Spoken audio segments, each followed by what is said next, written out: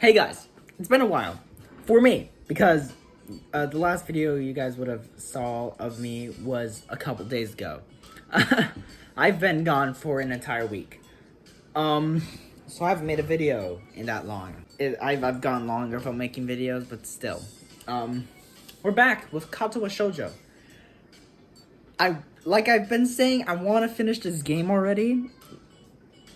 Just so I can, it'll go quicker once I actually finish this one main story, and then I can go over to the other endings because I don't have to, read through the entire thing again because the majority of everything is the same, so I can just read through all the new content. So it'll go by a lot quicker when I do that. I'm almost done with Lily's Path. 4 more choices to make, and then Lily's Path is complete. So I'm hoping to do it this video. If not, Thursday's video, maybe. You guys will see. We will see. So let's just continue. We're right here. Come to think of it, I need to go check on Hanako after school, too. Considering her much improved attendance, I'm guessing she's come down with something. Walking up the hallway to the girls' dormitory, several ideas of why Hanako's been absent float around my head. The most obvious of them is just a simple cold. That said, she may not even be sick at all. It's just almost a week since Lily left, and despite her at least appearing to be normal, I suspected she's somewhat more insecure about it than she's letting on.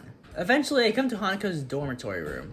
It's simple brown door separating us. Her room's position next to Lily's is extremely convenient and probably a large contributor to their meeting in the first place. Grimacing slightly at the prospect of her being sick, I rap my knuckles on the door. Silence. I listen intently for any sound of shuffling coming from inside, but I can't hear a thing. I knock on the door again, slightly harder. No answer. How strange. A door opens behind me. A freckled and somewhat scrawny underclassman I don't recognize comes out and is briefly taken off guard by my presence. Hi. Oh, okay. Okay, ask about Hanako. We got a choice already. So quick, bro. Ask about Hanako. Let me scratch that off the list. 3 more. Okay. Actually, this may be a rather fortuitous meeting. Hey, excuse me, do you know if Hanako's come out of her room today or not? She doesn't seem to be answering. Ikezawa is Ikezawa. Her not answering the door is totally normal. That tall foreign girl's the only person she'll ever talk to after all. She gives a shrug before walking off down the hallway, having much more important matters to attend to than Hanako or me. Her dismissive attitude annoys me. Hanako must have a reputation as a hermit, a reputation that doesn't seem outright undeserved, at least in the time before we'd met. Scratching my head, I make one last attempt at getting Hanako to answer as I knock on the door one final time. Hanako, it's me. Hanako, it's just me. Mutal said to give you some stuff. While the attempt seems just as unsuccessful as the last, just before I slid the sheets under her door, though, I can hear the handle rattling. It's Hanako. As the door opens halfway, I do my best to look Hanako over as quickly as possible. It's a task made somewhat more difficult by her oversized gown, hiding so much of her body. She doesn't look sick, or at least not immediately so. To be honest, I'd have preferred that to her expression right now. Hi, Hanako. Mutal wanted me to give you these since you weren't in class today. I hold out the loose sheets, which she tentatively takes in her hands. The way she moves is weird, devoid of thought, as if she's some kind of mechanical automaton, rather than a living being. Are you okay? If you're feeling sick or anything, I could get the nurse. It feels almost pitiful to put on such a routine. get well soon act. I can't think of anything else I could possibly do for her, though. She seems to collect herself a little at the notion, but only a little. I'm fine. Okay. What now? An awkward silence follows, eventually ended by her nodding, solemnly in farewell and closing the door. The entire experience feels surreal. More than a little put off, I wandered back to my room and hope that she'll be better by tomorrow, despite not knowing exactly what's wrong with her. Once again, I find myself in front of Hanako's door after another of her unexplained absences from class. Nothing, considering this is the second day in a row she's been like this, I'm starting to worry about her. Summoning my willpower, I decide to try one last way to get her to respond.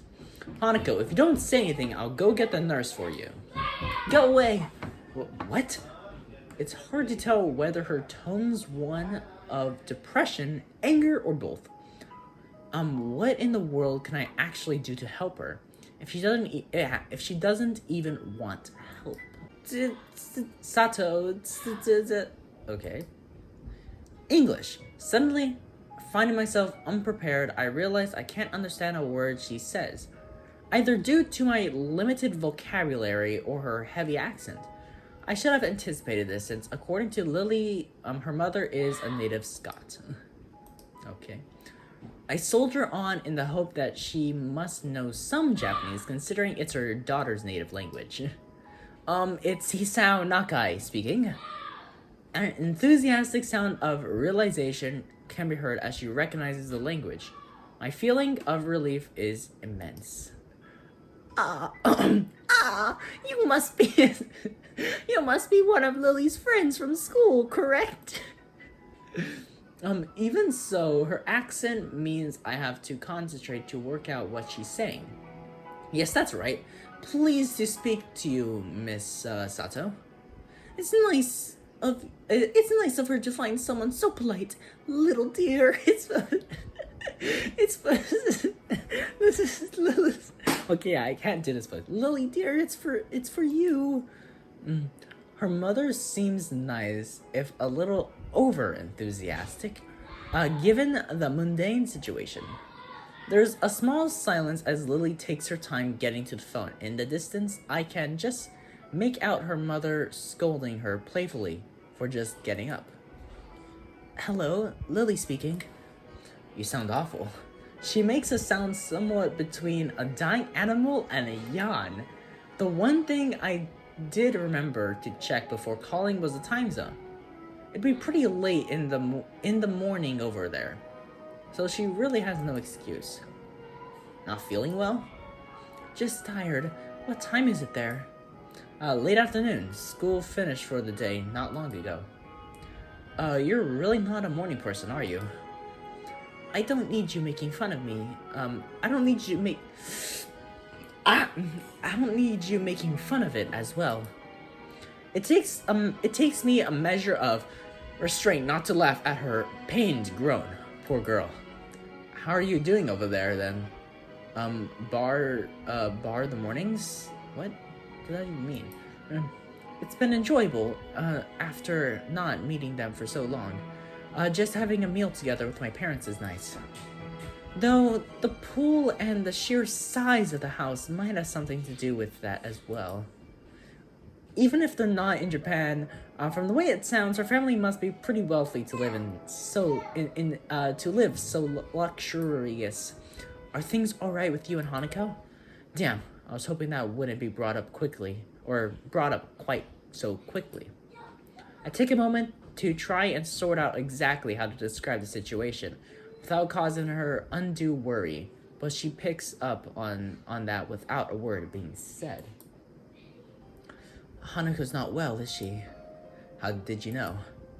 Because today is her birthday. I had hoped she might have gotten at least a little better after coming to know you, but how is she right now?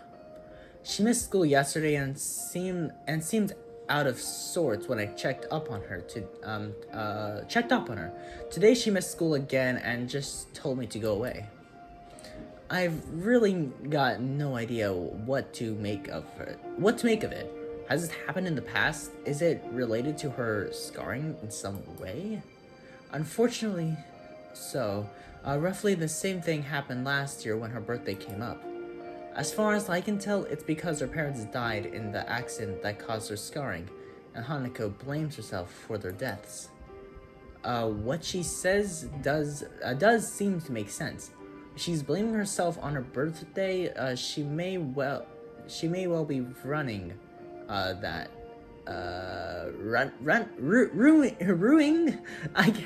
ruining that she was ever born. The fact that Lily seems so in the dark about it, though, almost to the extent that I am, is a surprise. So that's why she lives in the student dormitories as well? Has she told you any more about the accident? As close as we've come, she's very barely told me anything about what happened. What I know about it is largely conjecture.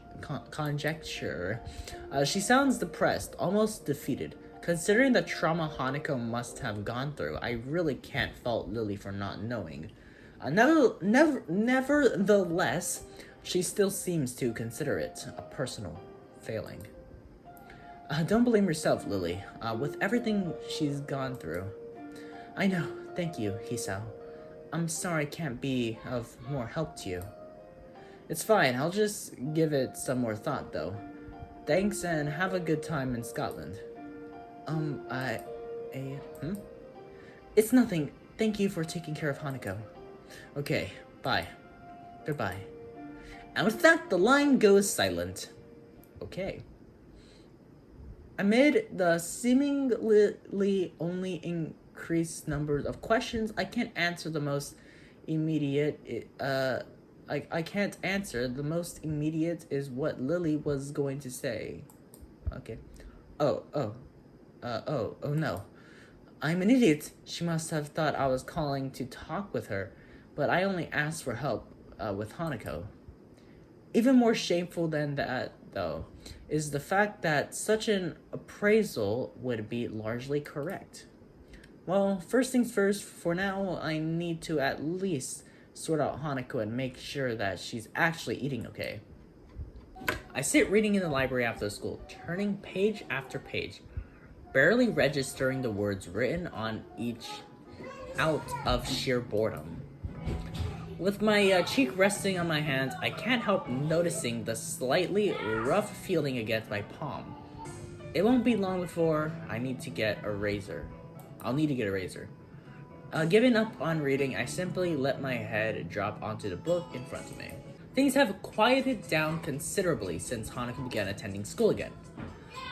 When she first returned to class, nothing was said nor done that wasn't part of the usual routine, and it's been the same way since.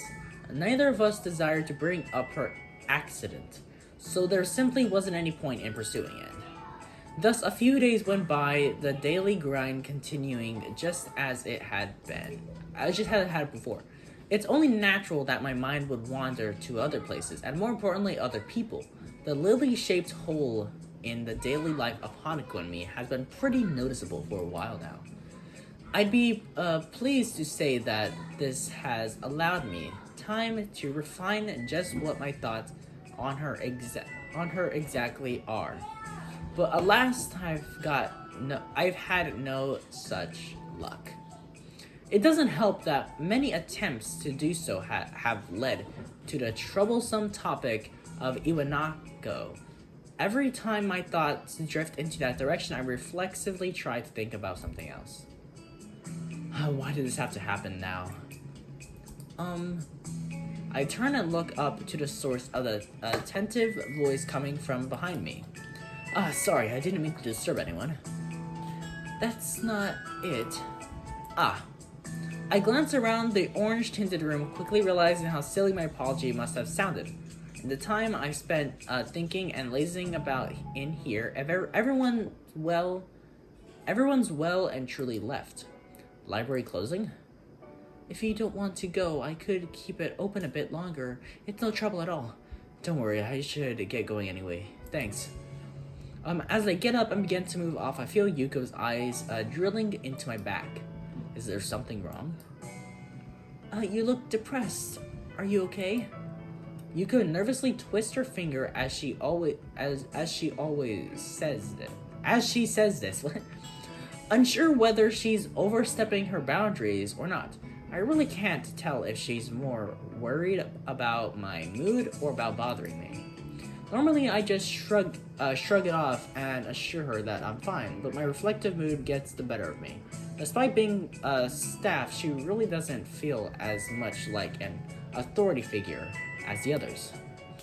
It's just, I guess the best term for it would be relationship problems.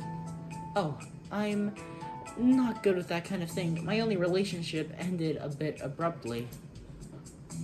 But if you want to talk about it, I mean, I could listen, I think.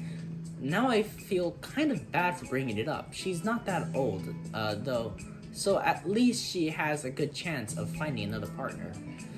It isn't like we're in a bad situation right now. We have spent many days together as friends, sometimes going out to do stuff, that kind of thing. But I'm starting to want to do more for her, learning more about her and be with her more. I'm not sure whether it's actually love or not, and our friendship as it stands is enjoyable. You shouldn't let that stop you. Sorry, how to say this, I think that it's nice that you have a good friendship, but school is going to eventually end. Do you think you'll be fine with not knowing if it could have gone further after you've graduated? I guess that's the crux of the problem. I really have no idea what the answer to that question is. Well, I can't really help there. What your true feelings are is something you have to decide for yourself. But I think that if you do love her, you should definitely say something. After thinking about it really hard, I decided that even though my relationship didn't work out, it's still better that way than never knowing if it might have or not. I never expected Yuko to sound so wise. It only makes sense that with more life experience than she'd have a better idea about this. Well, I suppose not very much was actually answered. Talking to her has helped get it off my chest. I have no doubt that I should confess if I really do like Lily. I give a slight frustrated sigh. If only reading so much actually helped with it. Come to situations like this. She gives a girlish giggle, which only reinforces my view of her as being different from the usual staff here. In the end, it all comes down to what will happen after school finishes once again. Considering what happened before I came to Yamaku, it feels like being asked to keep up with a field of runners, despite having started from a dozen yards behind them. It's just only more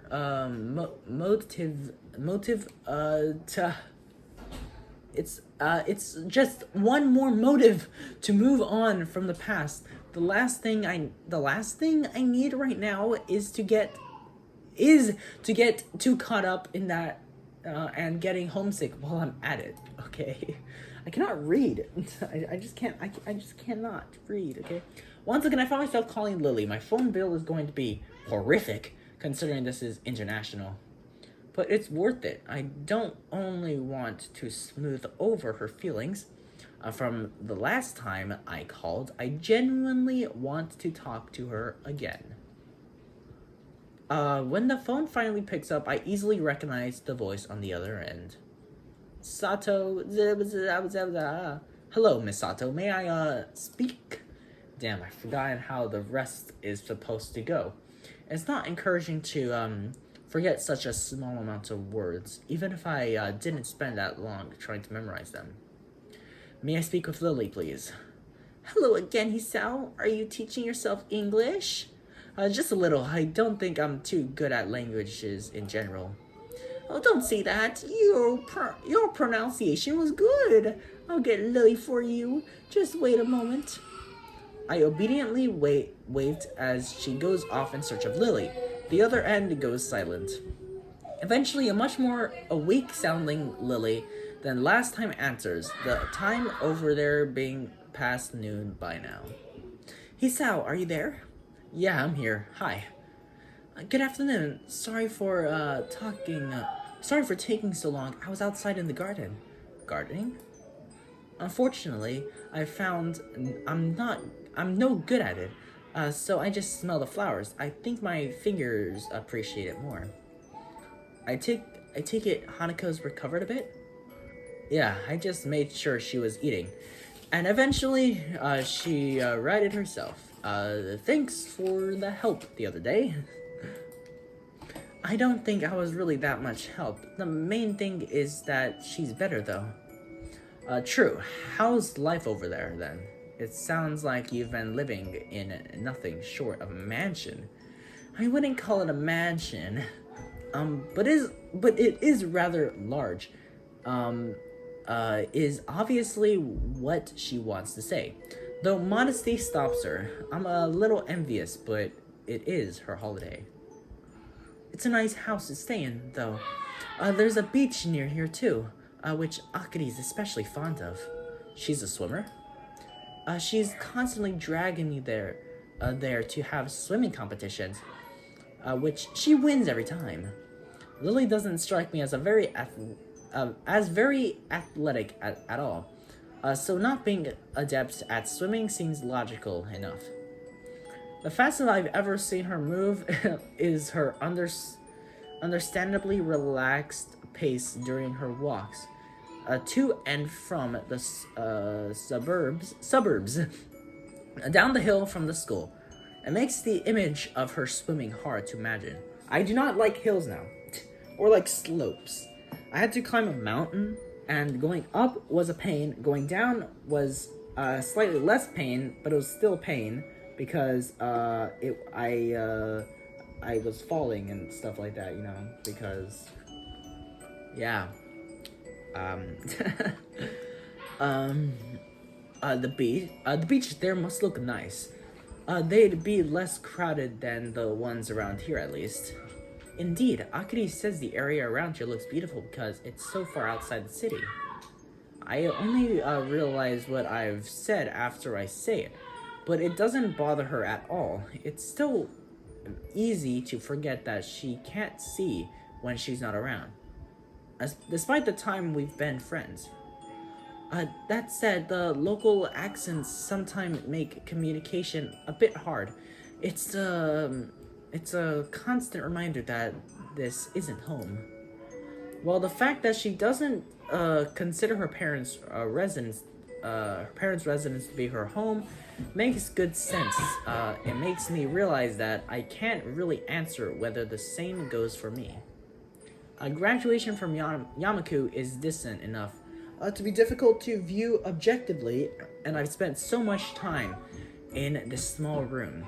I've come to accept the dormitories as my new home surprisingly quickly. I guess that would be hard to deal with. Is your knowledge of English holding up? Thankfully, I may be fluent, but being in a position where I have to use it often helps in curbing my Japanese accent, so it's been useful practicing. I hear you're trying to teach yourself English. More like memorizing a few lines and failing at even that much. I'm really not cut out for learning another language. Yeah, me neither. I just try to memorize some Japanese lines, and that's about it. I don't know a lot. Let's see. I know the basic stuff, like the greetings, like konnichiwa, which is also moshi moshi. Sayonara, konbanwa, ohayo gozaimasu, oyasuminasai. There's probably more I remember, but I can't really think of them right now. My admission of defeat draws an amused giggle. I believe that there are things one chooses to do in life, and also things that are chosen for one to do in life. You can take comfort in the fact you're better than me in science and math, at least. All that's helped in is making me Mutao's star student. I wouldn't worry about it. They're useful skills for many jobs, right? That's what he tells me. His face vertibly lit up. When I said I'd probably go into a career involving either. We both share a warm laugh at the event that had befallen each other on opposite ends of the world. It's nice and reminds me of our simple small talk that I've been missing since she left. As each of us waits for the other to begin speaking, I decide to push ahead with my feelings. I can feel my throat tightening slightly. Well, I miss you. The silence on the other end of the phone tells me she's given the words their due weight. But as it goes on, I can't help feeling more and more apprehensive. Thankfully, the silence ends almost as quickly as it had begun. I miss you too, Isao. Goodbye. Goodbye, Lily. I cannot say. Once again, the phone is hung up simply and without any further ado. The light, tentative,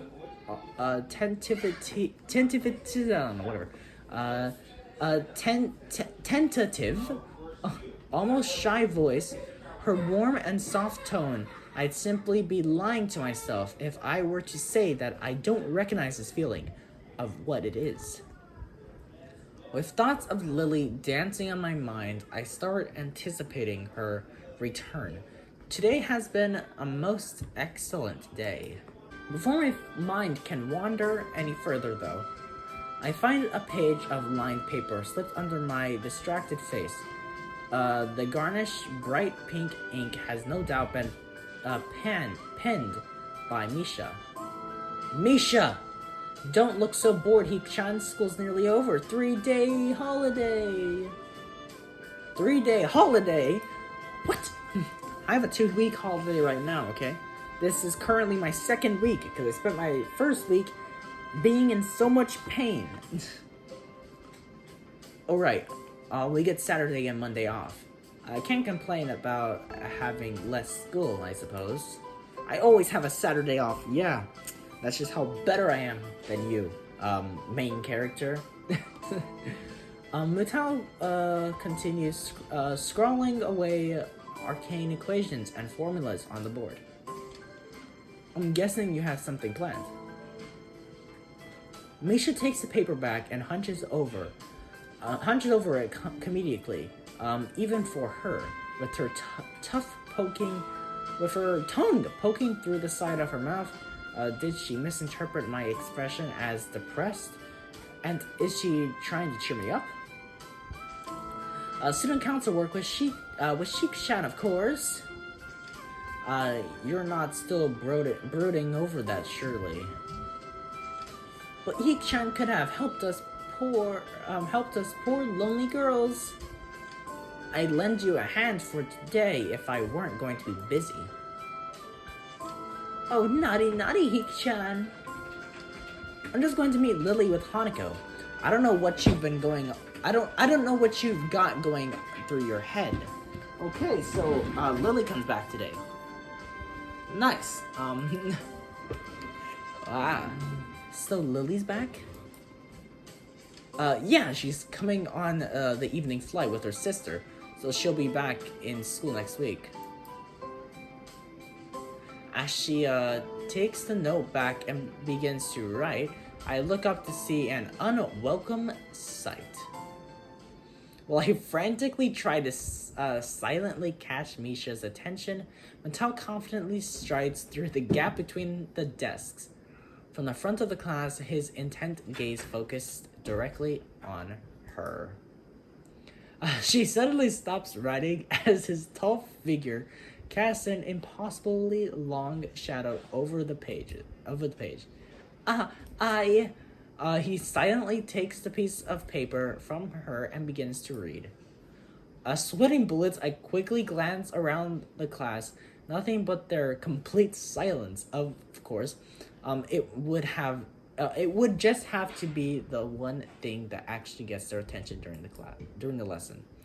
After a scant After a scant few seconds examining the page, he rolls the paper up into a small tube and lightly bobs Misha over the head with it. Half an hour until you can, hop off to the student council.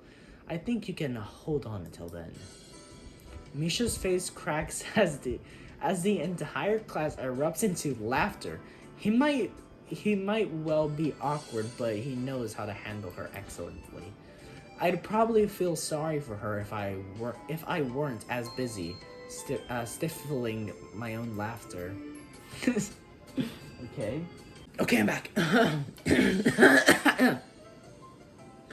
Hisao, is that one it? No, I think that's some foreign airline. And so, the third aircraft they're not on comes in to land. For the past hour, we've been waiting we've been waiting whiling what? We've been whiling away. Why do I say wait? We've been whiling away the time with small snippets of pointless chatter. Lily and Akidi's flight has been delayed, and at this rate, it'll probably be dark before their plane arrives.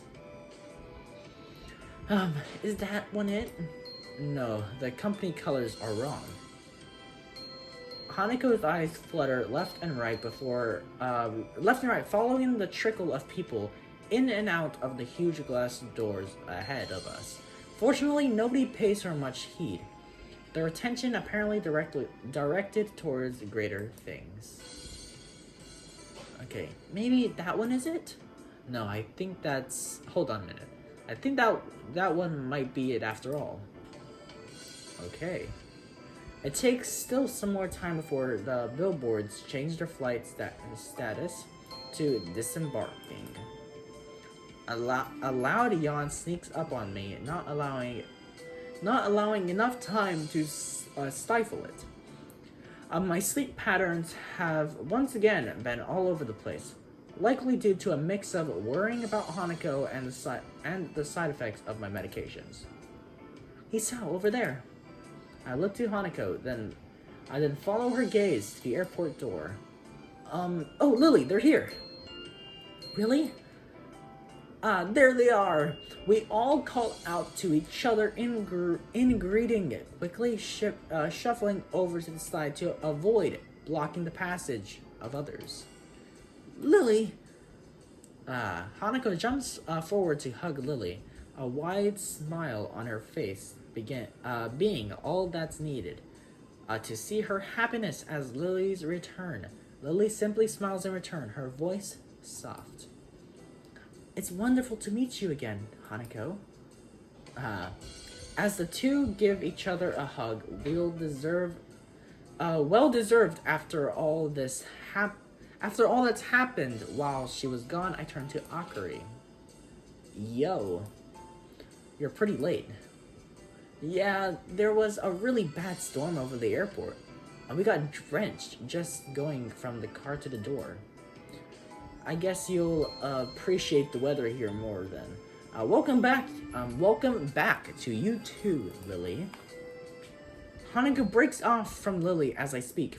For a long time, neither of us say a word. Contrary to what I thought her homecoming would be like, the atmosphere feels awkward, almost stifling. Both of us try to guess each other's feelings, not quite sure about... Okay. Damn, this is exactly what I feared when I thought of trying to move things forward between us.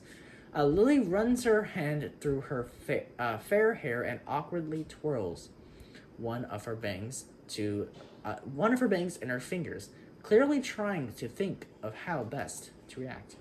Eventually, thankfully, Lily gives a small sigh and breaks the silence.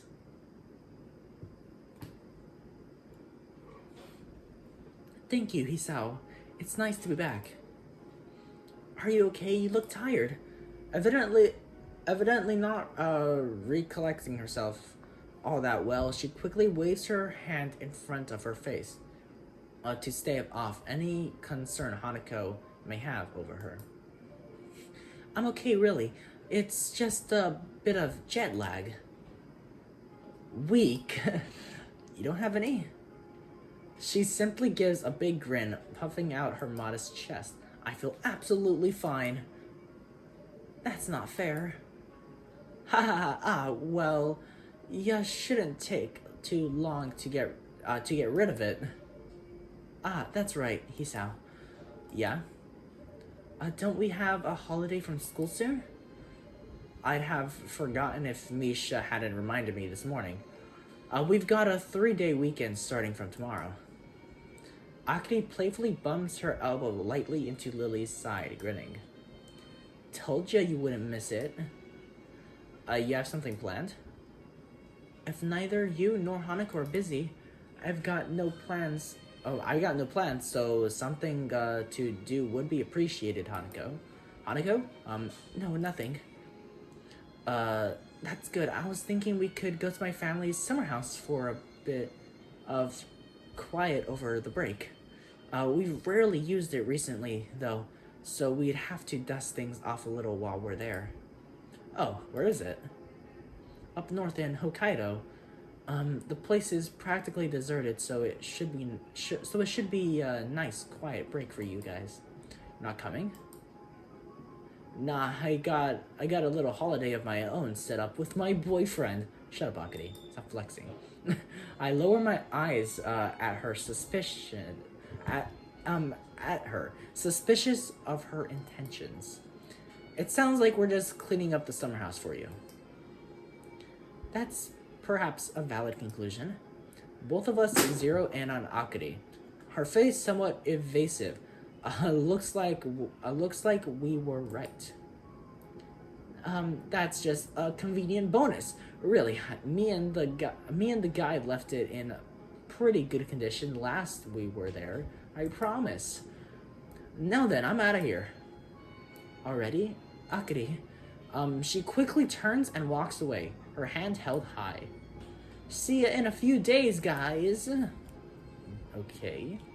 Lily and I can only sigh at her hasty retreat. It doesn't sound like it would be a nice place to go. Lily gives an enthusiastic nod, taking her carry bag in one hand and placing her other on Hanaka's shoulder for guidance. As we begin to make our way to the taxi area. After the past 2 days, spending a weekend in the country alone with her and Hanako sounds like a dream. The more I think about it, the more sure I am. This will be the right time and place to confess my feelings to her. Okay, so we're gonna be confessing. Probably this video, because like I said, I want to finish the game this video. So we're confessing to Lily. The morning chill wraps itself around my shivering body. I huff into my cupped hands to desperately try and stave off the cold as we mill about on the station platform. Lily's clothing looks rather ill-suited for the temperature around us. I can only hope it's indicative of what she expects the weather to be like at our destination. Damn it, Lily, why'd we have to go here so early? Unfortunately, the train schedule is against us. The next train to Hokkaido is at 2 in the afternoon. Great, just great. I pause a moment to wipe some sleep out of my eyes, and Lily promptly takes advantage of the opening. Cheer up, Isao.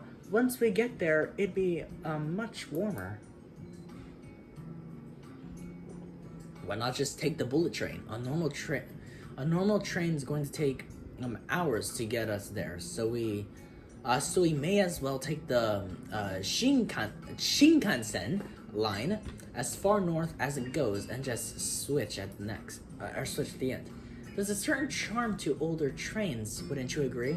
I don't know. I'm not a big fan of trains. I'd agree if I weren't freezing in the morning cold because we decided to take one. I'm sorry, Hisao. Sorry for what? I was the one who suggested taking a normal train. How dare you, Hanako! A way to make me feel guilty. All I can do is sigh and cover my face with my hand. It's fine. I'm just grumbling. My, Hanako, you needn't shoulder all the blame yourself. Even without your suggestion, I'd still have opted for the same thing. Thankful for the quick interception from Lily, I take a quick gander around the station. Aside from us, the train platforms all but deserted. The morning dew settling on the empty benches. I guess no one else was masochistic enough to brave the very early morning. Although if someone was, they'd more than notice the huge bag both Lily and Hanako brought with them. Just what did you have to pack into those things anyway? The bags? She pauses for a moment and tilts her head in thought. A change of clothes, a raincoat, underwear, sleepwear, a number of books. I think that's most of it. Make it sound as if I'm unprepared. You brought less? Underwear and a pack of cards. That's it. And my pills, but never mind that. No pajamas? Damn, I knew I forgot something. As I ruffle my hair in frustration, Lily sighs. There should be clothes you could use there. Akari still occasionally goes there after all. And I think some of our parents' clothing is still in storage. I don't think there will be any problem with you borrowing a set of pajamas if need be. Thanks. Still, I don't mind just sleeping in my normal clothing. For 2 days? Good point. Not really, though 2 days would be borderline. It's more that looking even a little like a slob would be unacceptable while in the presence of two girls. As we leisurely talk on the station platforms, an announcement sounds from the loudspeakers loudly hurtling our ride's arrival. Looking past Lily and Hanako, though, the train's still well out of sight. A quick check of my watch is enough to see that it's the one we'll be taking. So guys, I was gonna say something. Oh yeah. It's not really important. I just wanna mention it. I have the same pajamas. You know, I've had the same pajamas for years. Don't know how long though. I've had it for a long time. Don't know how long, and I'm surprised they fit me. I wonder how big they were when I got them, because I know I definitely grew a lot since I got them. So I'm just wondering how big were they when I got them. And it's only just the bottoms. I'm just wearing like a normal shirt whenever I wear them. So I need to get new ones. The 5:30 train was ours, right? Correct. Either of you want me to take your bags? Mine's not exactly heavy. My, that's very gentlemanly of you, Hisao. Don't accept too reluctantly now. As I bend down to pick up Lily's large bag, I look up to see Hanako picking up hers. You fine with that? A silent nod's the only answer. I'm starting to get the feeling that by the trip's end, I'll be able to count every sentence she said on one hand. Okay. Yo, hold up. Hide. We have a picture. Okay, playing cards with Hanako while Lily reads. It looks so funny. Okay, she's there with a book. Of course, she's doing braille and stuff like that. She just looks like she's sleeping. With the morning landscape passing by the window and the occasional rattling of the train bumping the carriage around, I try to focus my attention on the aging playing cards held in my hand. I'll raise you 5. She scrunches her face up and leans over to Lily, whatever. The two exchange a few whispered words, considering how often this has happened so far. I'm coming to doubt Hanako's grasp of how to play poker. It doesn't seem to disturb Lily's reading, though. Her hands flitting over each page, with only occasional corrections to account for the trains bumping and rocking. So I finished the first 7 manga volumes of Gotabo no Hanayome. Yeah. The first 7 volumes. Because that's all I have. I don't have the last 7 volumes. Because I need to get those. Looking around us, our carriage is almost as empty as the station platform we waited for the train itself on. Only a handful of people can be seen, looking mostly like tourists and couples on holidays. While the two continue their less than clandestine strategizing, a small boy looks over the seat and stares at me, hoping he doesn't begin to stare at Hanako. I simply give him a wave and a smile. Thankfully, he retreats back to his seat after finding me far too boring. What? I want to read that. Finding me far too boring to waste his attention on. I'll see you and raise you another 5. Damn, you got me, I fold. I've been bluffing, and she caught me. I'm hanging my head. I push over a large portion of my winnings. Hanako looks absolutely delighted, and even if Lily keeps her attention focused on her reading material, I can see the smirk on her face. They're both extremely pleased. For a moment, I try to work out what Lily's reading, but the cover is too faded to read beyond the fact that Roman letters are on it. Pity I can't read the braille above the printed title. What are you reading, Lily? The title looks like it's in English. That's right. It's And Then There Were None, an old British story. I could read it to you if you like. She extends the offer with a grin, obviously in jest. I think I'll pass. Thanks. Okay. Look at this place. This music book. Yeah. Nice. This is a nice music. After a seemingly endless trip, we finally reached the promised land of Sato Summer House. Even after the train trip, the walk up seems to take forever. Despite my grumbling, though, I had never guessed the sight that would be in store for us once we traveled that long deserted road. It looks like a farmhouse that the everyday house I'd imagined, small in size and surrounded by trees and bushes. An empty expanse of wheat fields and farming land can be seen as we walk up. The fencing only consisting of rickety old wooden planks. It really drives home how far we are from the major cities, and is a sight that feels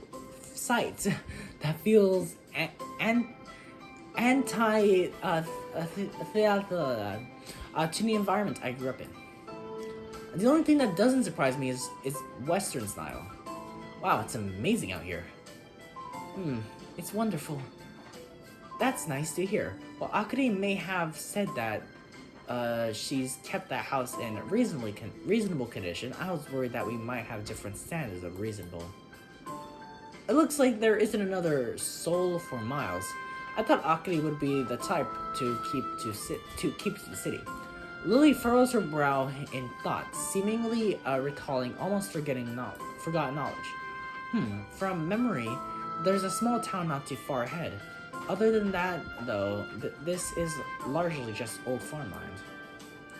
Akari and I stayed in our parents' house, which was in the nearest city for a while, but after they left, we decided to move into a smaller, more easily maintainable house. To find a place like this in Japan nowadays, it's kind of anachronistic. Well, this town does have quite a bit of history.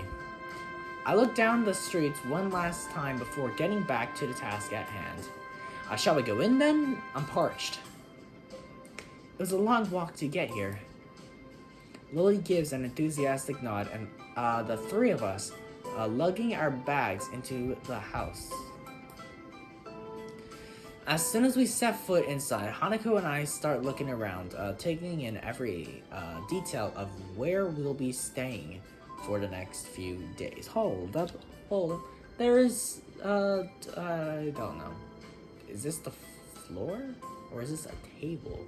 It looks like the floor. There's stuff on the floor. There's a sofa, a pillow underneath the sofa. I don't like this sofa. I feel like it's one of those pull-out sofas or so that you pull out and then it like folds out into a bed. So my mom has something like this. I feel like that's what this is just because that's what it looks like it is. And I don't like those. They're called futons and stuff. This is like, I don't know. These aren't like the normal futons that you see. Because when you think of a futon, when you watch anime and stuff and they talk about futons, you search up a futon, it's just that thing that you set out on the floor and you sleep on it. In Japan and stuff like that. This is just a bed, a sofa bed. So yeah. As soon as we set foot inside Hanako came, all the artifacts of another life stopped mid-motion. Are around the house, such as the television guide lying beside the counter. It was, the counter was on, and Payne in the adjoined kitchen, still sitting on the stove. A pan, okay. It's a strange feeling, really, as if we were stepping into Akari's life for a brief moment, before leaving in a couple of days, just as we'd come. Of course, the more mundane reality is that she just hasn't cleaned up after herself that well. Where should we put our bags?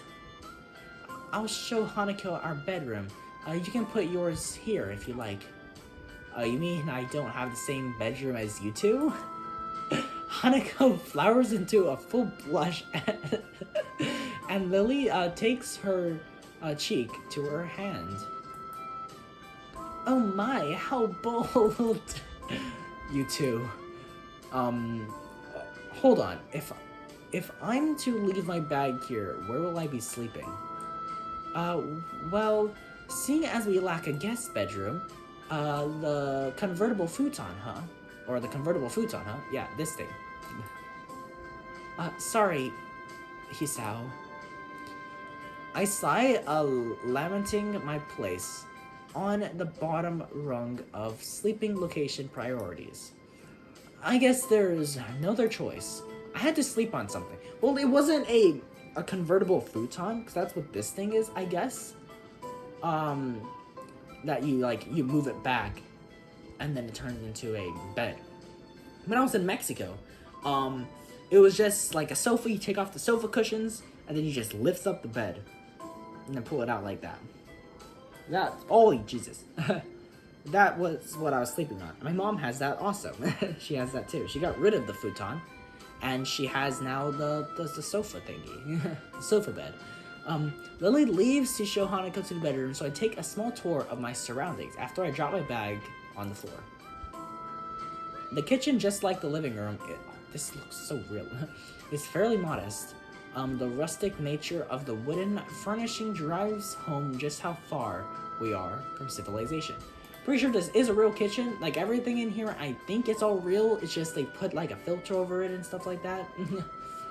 Returning to the living room, I decide to try out the television until they get back. With a touch of the remote, it immediately flickers to life, apparently set to a news channel. almost flopping down from exhaustion. Rather than sitting, I lay back and watch. Yeah, I watched Sailor Moon a lot. That's the only thing I watched. I just watched a lot of Sailor Moon. Hisao? What are you doing here? I quickly blink to wake myself up. Lily and Hanako have returned, minus their bags. From the Hokkaido night sky visible outside the windows, it looks like I drifted off to sleep. Looking to the wall-mounted clock, it's already 10. You found the television, then? Yeah, it really does feel nice and homey here. I don't really like this. Looks so old. This thing. I don't really like old houses and stuff like that. I'm glad you like it. You were already out like a light when we came back after unpacking our things, so we didn't have the heart to wake you sooner. Judging from her giggle, I must sound funny when I sleep. I swiftly decide not to inquire. There's some dinner waiting for you in the kitchen. Hanako gives a deep yawn, only just remembering to cover her mouth at the last second. Okay. My, are you tired? I am tired. I didn't get much sleep last night. I'm pretty tired too. It was a long walk up here. And it's getting late.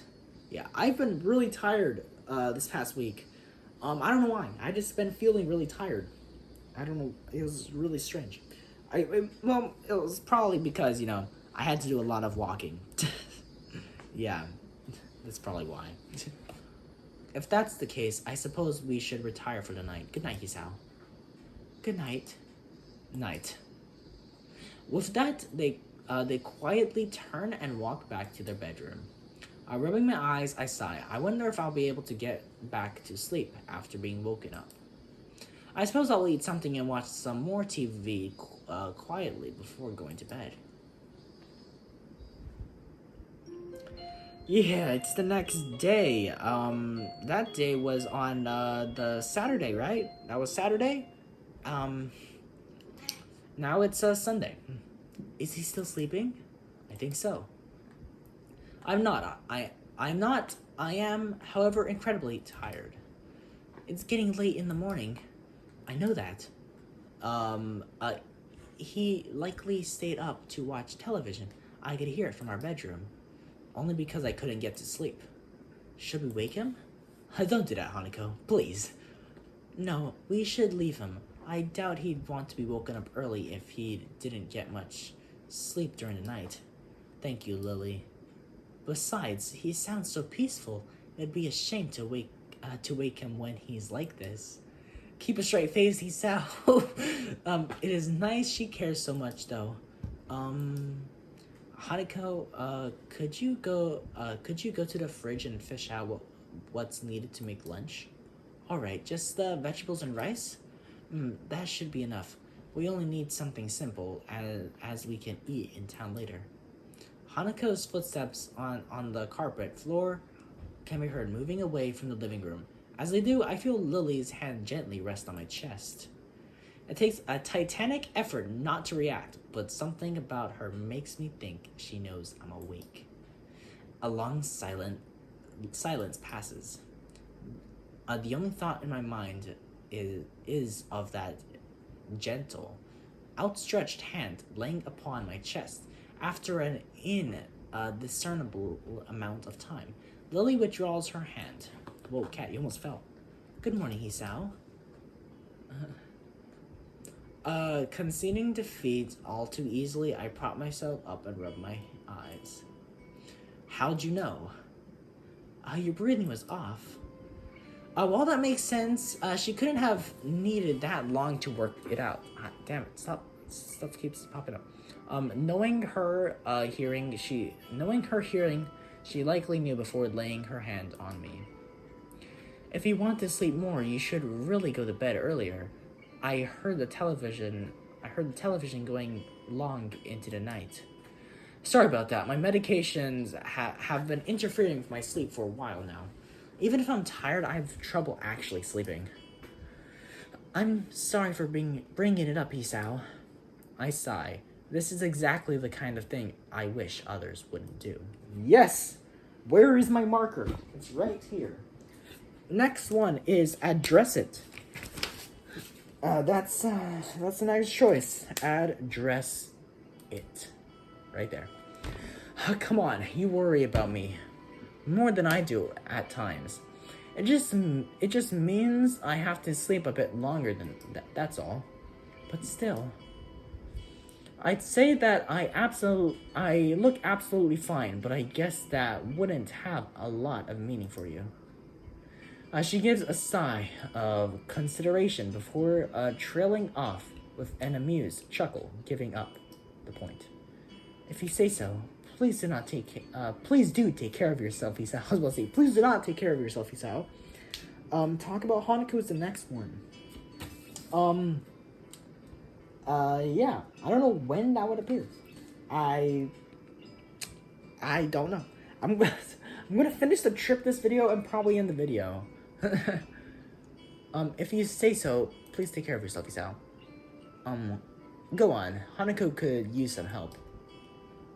She moves to protest, but reluctantly acquires and disappears into the kitchen, her hand running along the smooth white walls as she slowly walks.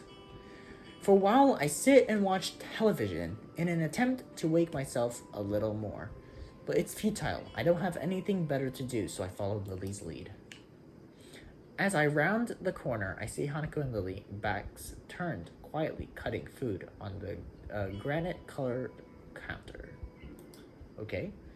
I am temporarily engrossed as I watch Lily guiding the knife down carefully with a finger on the cabbage she's cutting. Each slice delivered slowly but with precision. It said granite colored, but I don't really know what color granite is. I'm just, granite in Minecraft is like a reddish color, so that's not red, that's black. Okay. I'm temporarily engrossed as I watch Lily. Okay. She seems a little slow, but considering that she can't see what she's doing, it's a small wonder she can cook at all, let alone for both her and Hanako. Hi, Hisao. Or, no, that's me. Hi, Hanako. Lily, want any help? Is that morning, Hisao. Why? What? Lily jerks back in surprise before turning around her yelp, immediately drawing Hanako and me to her side. A small trickle of scarlet falls downward from her palm, from her pale fingertip. The knife having cut just deep enough to draw blood. With the television sound making my footsteps, masking my footsteps, she must have not noticed me coming. To compensate for having to use touch to guide everything she does during cooking, she must need to pay extra attention. Cat, what are you doing? Lily, don't worry, Hanako. It's just a small wound. You should get a Band-Aid on. You should get a Band-Aid on it, at least until it stops bleeding. First aid stuff would be in the bathroom, right? Well, so about cuts and scratches and stuff like that. Nope.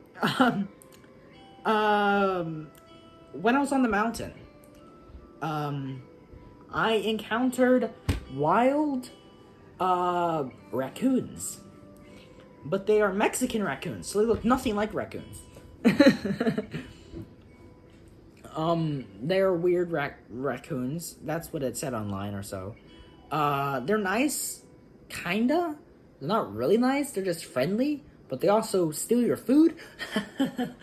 So about that, I was, going to, because I was left with a sandwich, okay? That was inside of the sandwich bag. I was like, why not? I'll give him the sandwich. So I was reaching down into the sandwich bag to grab the sandwich. The damn raccoon grabbed the sandwich bag from my hand and scratched me. So now I have scratches on my hand. Because, the damn raccoon decided to grab the sandwich bag out of my hand when my hand was inside of the sandwich bag. So yeah, I now hate those raccoons for stealing my sandwich and hurting me. I think so. Will you be okay here, Hanukkah? I frown at how little heed she's paying to herself as Hanako gives a quick, almost automatic nod. It's fine, I can keep making lunch. Damn, look at this bathroom. An awkward silence reigns as I set the bottle of antiseptic and box of band-aids on the side of the sink. Lily's finger held out for me to treat. The lid of the bottle comes off with a minimum of resistance, and the small ball of cotton I soak in the liquid stains a pale green. Okay, hold still. This will probably hurt a bit. She gives a small nod as I take hold of her hand to steady it. With all the tenderness I can muster, I gently bring the dampened wad to the small red line. Ah! What? I've barely touched it. Sorry. I give a sigh. Both at her reaction and to settle my own nerves. Her pain tolerance is startlingly low. I would tell you to man up, but I can't really do that. As she gives a small giggle, I take advantage of her momentary distraction and gently press the cotton against her finger a few times. Thankfully, it's enough to do the job. We both settle somewhat as I bring the band-aid over the tip of her finger, covering the wound, while making sure not to get it stuck on her fingernail. There, finished. You can move now. Taking her hand from mine, she gently clasps it to the other. Thank you. It's no problem. It's the least I can do after causing you to hurt yourself, after all. She lowers her head slightly at the apology, absent-mindedly rubbing her hand in what seems to be embarrassment. I really don't mind. Her answer doesn't seem to make much sense, given that what happened is pretty clearly my fault. I can't help grimace at her despite the fact that her dainty smile still holds. She must not like being reminded of the limitations her lack of sight imposes on her. Damn, bro. Stamina is really low. I can't read. It's something I can't possibly fault her for. I've fallen prey to the same kind of feeling before. Oh, I'm tired. I've fallen prey, despite my condition not being nearly as ubiquitous in my life. Neither of us any the happier. We head back to the various smells of cooking food coming from the kitchen. Okay. I lay out the plates of food, steam slowly rising from the well-cooked rice and curry dishes, while Hanako lays out the cutlery, right? Cutlery. A knife one side, fork on the other. Western. How perfectly fitting for someone like Lily. Who calls them cutlery? Like utensils or like silverware or something like that. Cutlery? What's cutlery? Oh yeah. Okay. As we take our seats, taking careful heed of the dark red tablecloth hanging below our knees, Lily emerges from the kitchen. In her hands are 3 glasses and a bottle of wine. As I recall our previous run-in with that devilish elixir, I had my face in my palm. Alcohol, seriously?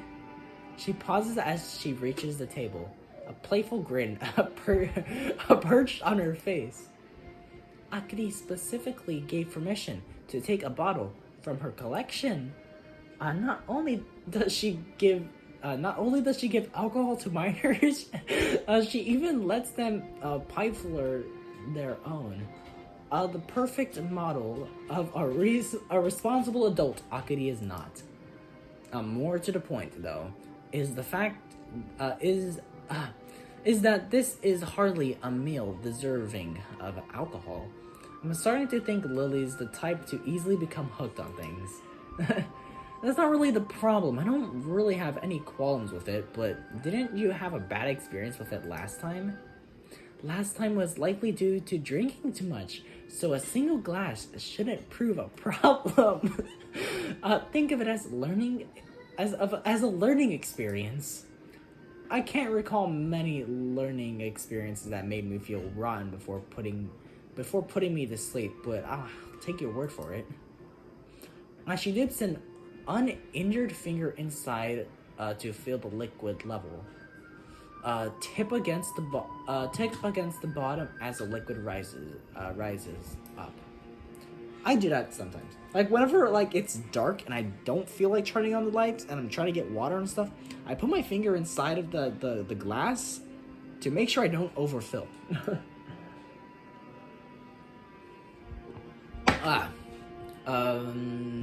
Almost seeming to glow and sunlight hits it.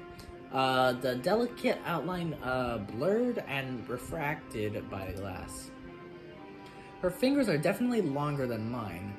The kind I'd think more suited to a pianist than a teacher. She'd likely have done well if she'd learned how to play. We quickly dig into our meal. Forks and knives clatter against plates. None of us are particularly eager to speak while eating. Lily, although too reserved for such a thing, Hanako probably too shy to start conversation, and can't get down from there. And I too busy to savor the food. Hold on. Get down. Get down. Get down. Get down. What's taking you so long, cat? Seriously. I told you a million freaking times not to get up here.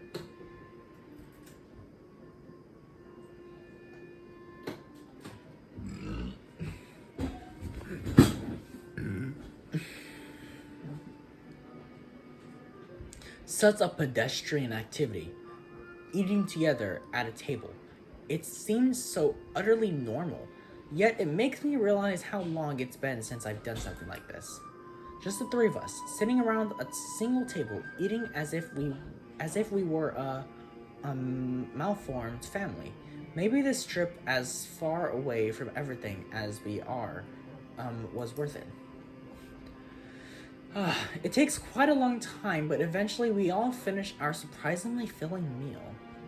The wine, thankfully, has little effect, given we've only had a glass or two each.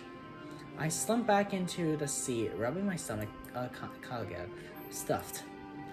Lily pats her mouth with a napkin only twice, and with evenly timed intervals in between. It's hard to tell sometimes whether how she acts is a well-trained routine or a well-rehearsed act. I think I must be as well. Did you like it, Hanako? It was nice. Now that we're all fed, shall we be off? Off where? You weren't privy to the discussion between Hanako and me earlier. I get the impression that she's having a subtle dig at my sleeping in. We'll be going into the town nearby. I guess I should have expected two girls to take a holiday as an excuse to go shopping, no matter where on the planet they may be. I am interested to see more around the north though. So this can only be a good thing. Sounds good. How long's the walk in there? How long's the walk in then? It's supposed to be around a mile to a mile and a half. Nearby, huh? Great. Just great. Yeah, just great. As we climb up the path, surrounded by trees and undergrowth, I watched Lily and Hanako walking ahead. The slight breeze all but whisks away the sound of Lily's cane gently tapping on the ground. I noticed that Lily's since removed the band-aid. Now that the bleeding of her finger has stopped. A deep lung-filling breath of the fresh country air makes me wish all the harder that the air around home has been quiet, so clean. It can't have even been a half a mile, but I'm already working up a sweat. It isn't a pleasant, cool day, so I shouldn't be too hard on myself for it. Hey Lily, how well do you know this town anyway?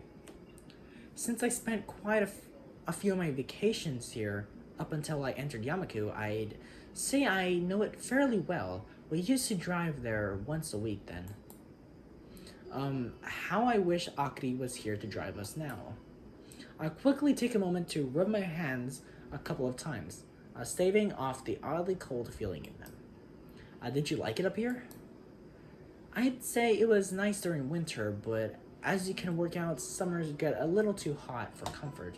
It's nice and quiet at least. My family's real house is quite far south. When they left Japan, my parents gave it to Akari and me. Only Akari lives there now, after my moving to Yamaku.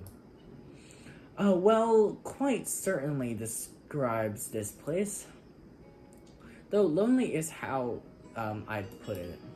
Other than the prophet's small town, there isn't another soul for miles around. Coming from a home nestled deep within the big city, it's certainly different. I think that if I'd not come to Yamaku, staying out in the country like this would be too much of a change to get used to. After getting accustomed to the school's isolation, though, the idea of living in a place such as this has become almost inviting. To be somewhere away from the hustle and bustle of the metropolitan centers. So Isao, have you been to Hokkaido before? Nah, I used to live down south, and we never had any field trips or holidays up this far. Well, it's a new experience for you then. Yep. Yeah, it is. It is. I'm surprised at how nice it feels here. How about you, Hanako? She shakes her head from side to side. It's my first time too. As we continue walking, I begin to feel pins and needles in my legs. It's a little disturbing, given there's no reason for it to be happening. Could you two hold on a minute? I just need to. Is anything wrong? And I just got pins and needles in. No. My vocal cords suddenly become taut as my chest tightens. Instantaneously, I quickly pull up my upper arm over it, trying to quell the shot of pain spreading through my entire body. Hisao? Lily's face, is only mildly concerned, not knowing the sight which Hanako's recoiling from. I'm fine, just tired. I remove my arm from my chest and force myself to begin walking again. It's just a minor heart flutter, so it'll pass like the others. It only takes a couple of steps before my body violently revolts against me. My legs suddenly beginning to give way underneath me, and all tension in my knees seeming to evaporate. Oh, no, okay. Before I can react, they uselessly give way under my weight, leaving me only just enough time to brace myself and fall onto all fours. Damn! Hisao! As I look up to her, I realize my face is still taut with pain, only adding that much more to her worrying. Hisao, Hanako, tell me what's going on. Hanako, tell me! Hanako quickly moves to my side as Lily almost panics. I'm having little clue as to exactly how bad a condition I'm in.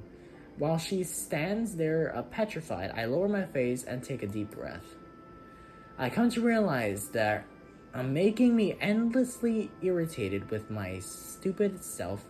With all the excitement of my new surroundings, I'd entirely neglected to take my medications last night or even this morning. Oh no. Taking another breath, the acute pain in my chest begins to die down as suddenly as it had arrived. Thank God, thank God, thank God, thank God, thank God. As it does, I become acutely aware of the sweat by now pouring off my face and the two scared girls around me. Hisao. I'm fine, Lily. I'm fine. I screw up my brow in an effort to lever myself up. Hanako's arms quickly move to catch me if I fall as I stumble a bit before regaining my balance. I look to Lily and Hanako, worry written on both their faces. I feel awful, utterly awful. I think we should go back. Realizing the futility of protesting, I look away in frustration. Fine. Damn. Okay, we nearly had a heart attack. Well, we kind of did have a heart attack, right? Or a heart flutter, that's what he called it. Okay, it's the last day, right? This is the last day. I open my eyes groggily, completely barefoot of energy. For a while, I simply lie down lifelessly, staring at the ceiling as I review the events of the morning in an attempt to organize my thoughts. We went to walk to town. My heart nearly gave way. We came back. I took my pills. I slept. I can only remember each period of time as a snapshot, but the timeline is clear enough. The memory of the girls' faces as I struggled to stand is an unpleasant one, stinging my feelings harshly. If I look at the ceiling hard enough, I can imagine the tile edges and small dimples of the ceiling in the hospital. That fact alone is enough to make me sit up and try to pull myself together. What are you doing? I scratched the back of my disheveled hair, glancing around the room. Lily and Hanako are nowhere to be seen. The television's turned off. The clock above it says it's pretty late in the afternoon. The noticeably reddened sky outside the windows confirms it further. I turn and pick myself off the futon, swaying slightly as I put my arms out for balance. I suppose I'd better go look for the girls to see if they're all right. As I look out the window, I faintly see something in the distance.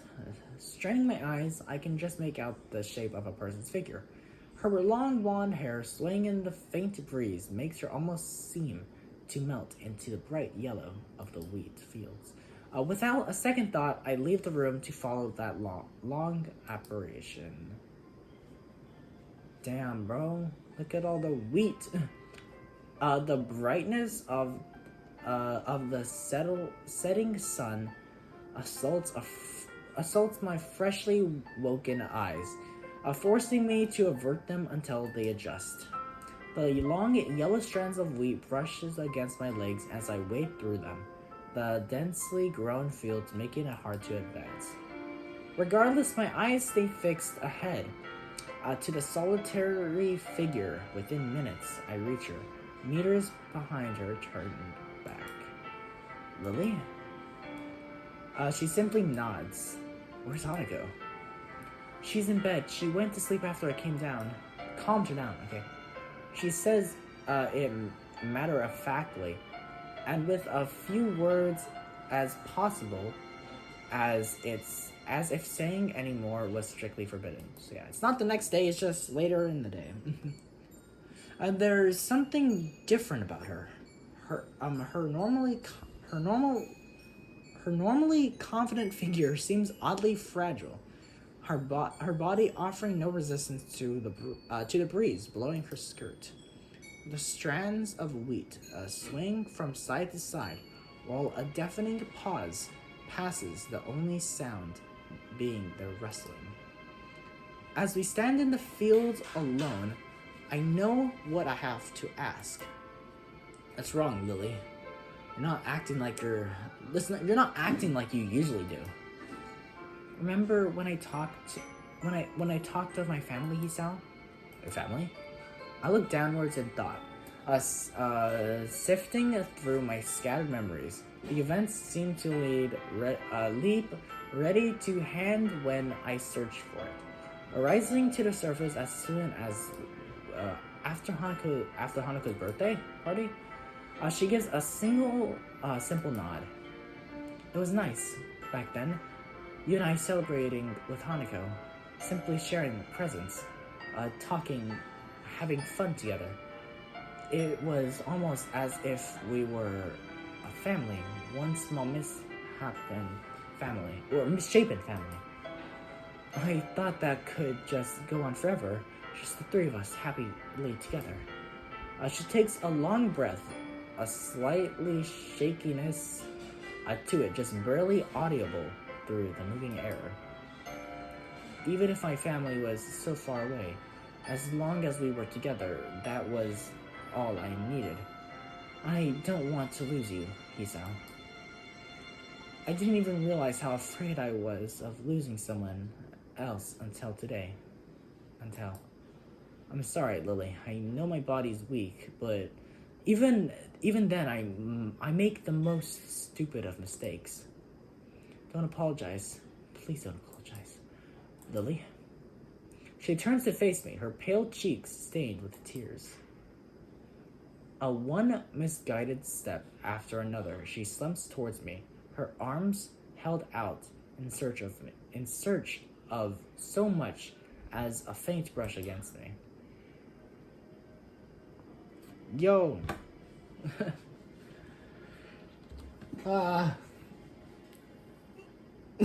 Nice. This is stuff I never really know what to say.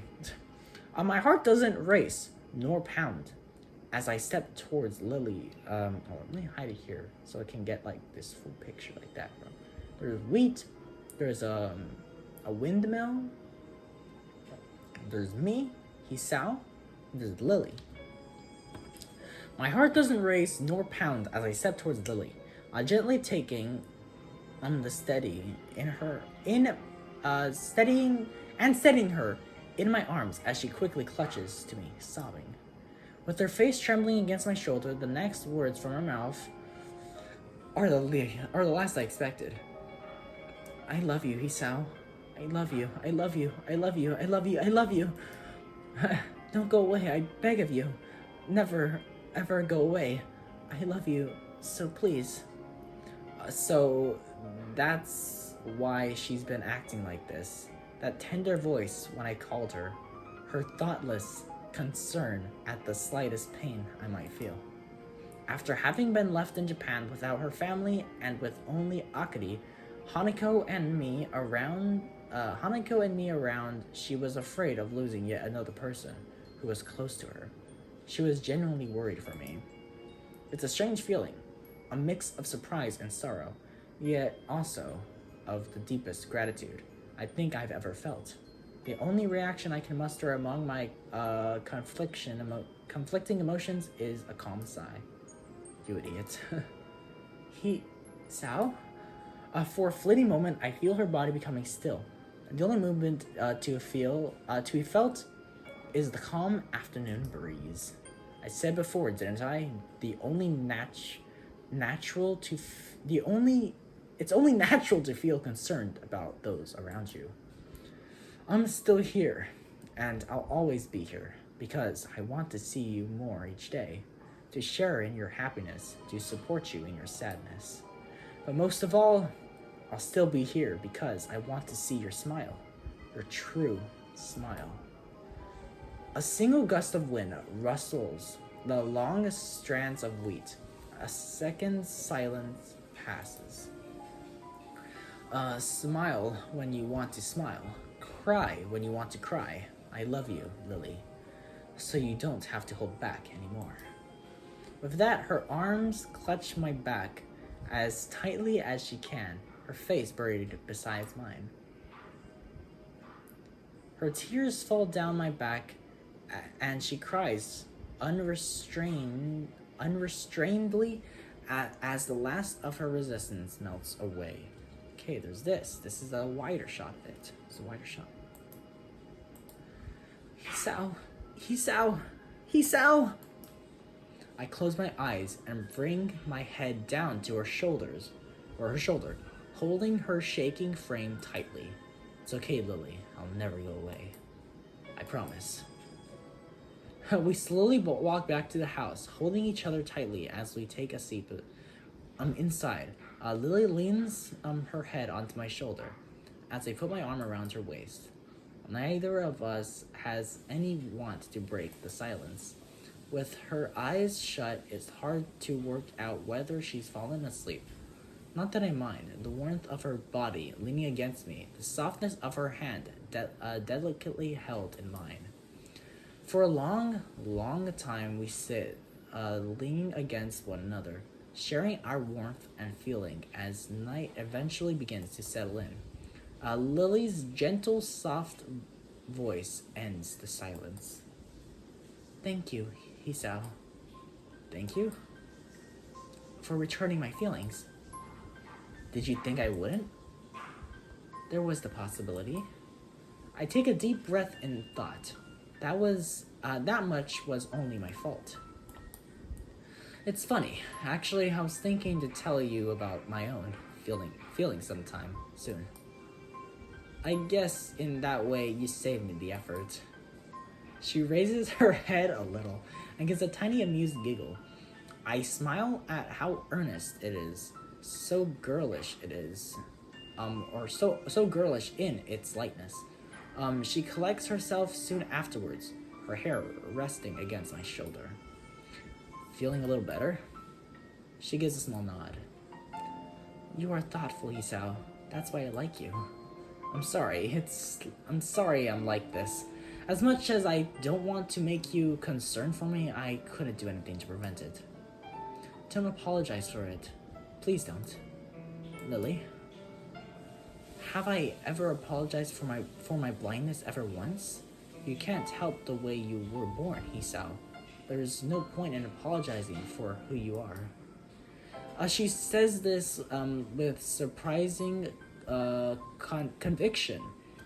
In the end, it was perhaps this mentality which spurred her to befriend me in such a short time. In addition to her motherly instincts, she did seem to become trusting very quickly, but I'd never questioned why. Now it seems obvious that she did so to help me, as it went through one of the lowest points of my life. I moved to respond, but cut myself off as I feel her fingers run gently through my hair. I feel their soft and delicate touch moving downward to trace the contours of my face, her palm finally settling on my cheek. You're a beautiful person, Hisao. Please don't ever apologize for that. For a moment, I'm utterly speechless. I slowly bend my head down, placing a tender kiss on her light, voluminous hair. We're a couple of right old fools, aren't we? We are. After a long calm, she speaks again. Hisao? Yes? I wouldn't mind if you...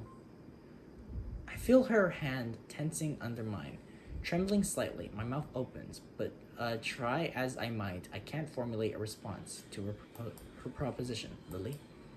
Before I can say another word, she slips her hand from underneath mine and tenderly holds the side of my face once more. Please. I give a peaceful smile, holding her hand against my cheek as I nod a single time. Okay. As I look into her eyes, she leans towards me. Her delicate lips touch mine as she guides herself with her hand. She breaks off not a second later, faintly smiling. I love you, Hisao. We kiss again, this time with both of us meeting the other. While the previous kiss was one of love, this is one of lust. Our tongues meeting and our breathing heavy. After precious seconds, we part both our faces with the truly flushed. Both of us bring our fingers to our lips in unison, recalling the fleeting feeling, rapidly becoming buried, both by our urges and bashfulness. Lily is the first to shift uncomfortably, though. What is it? Should we get more comfortable? Okay. Now that she mentions it, this futon would be a bit too narrow to do much on. Considering the thoughts running through both our minds, it's no small wonder one of us has any measure of foresight left. I take her hand and guide her sideways as I move. The brief and awkward dance and ending with both of us tentatively sitting on the floor opposite each other. As I reach forward to pull her top up, she stops after she moves her hands to do the same. You're shaking. I pause for a moment and look at my hands. Sure enough, they're quivering slightly. Whether it's from nervousness or excitement, I'm not sure. I guess I am. So, you're as nervous as I am then. I withdraw my hands and sigh, steadying myself. We have plenty of time, so there's no need to rush this. Sorry, it's my first time, so I'm a bit... She giggles shakingly, all but confirming what I reasonably deduced by now. It's the same for me. I'm happy we could share this together.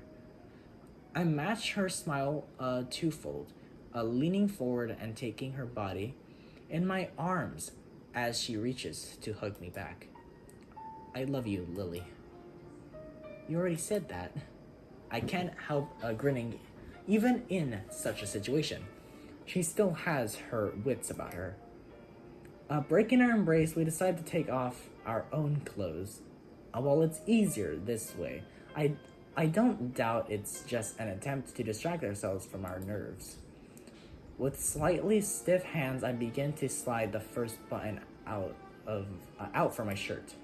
Once we remove the last of our clothing, which ends up haphazardly piled behind us, we breathe.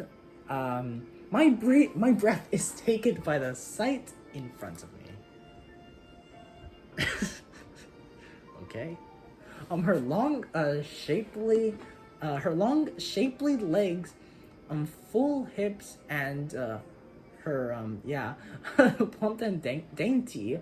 Her slightly blushing face, delicate and reserved, is framed by bangs of her hair. Her hands, tightly held behind her, only serve for further her chest. Her tall and pale body is beautiful when bared. This girl in front of me, reserved yet painful, astute yet hospitable, is the girl I've fallen in love with. I lean forward, delicately taking her shoulder in mine. As I do, she brings her hands to my chest. With a slightly uneven breath, we lean into a deep kiss. I feel one of Lily's hands slowly slide up to my shoulder. It and her head very gently moving forward. Assuming her intent, I lean back onto the floor. Okay, it's, something. She lowers herself beside me, on one hand stroking my hair as the other moves across my chest. The feeling of her against it is enough to excite me. This must be her way of taking in what I've already seen of her. Despite her lack of sight, she engraves every detail of my bare body and chest into her mind. When her middle finger falls into the slight recesses of my chest scar, a lingering effect of my operation so many months ago, she slowly runs her hand down its length. This is the scar from my surgery. They had to do this in order to operate on my heart. For a moment, she's lost for words. The idea of such extensive scarring adding a new worry for her. Her expression changes from curiosity to apprehension. Should we really be doing this kind of thing? Those words bother me, but beyond what is rationally, Lily's face breaks my heart more than even her words possibly could. Yet I don't even know the answer to her question. I can't let this condition dominate me forever. It may not even be medically advisable, but I outright refuse to live my life in such a prison. It's okay, Lily. This much will be okay.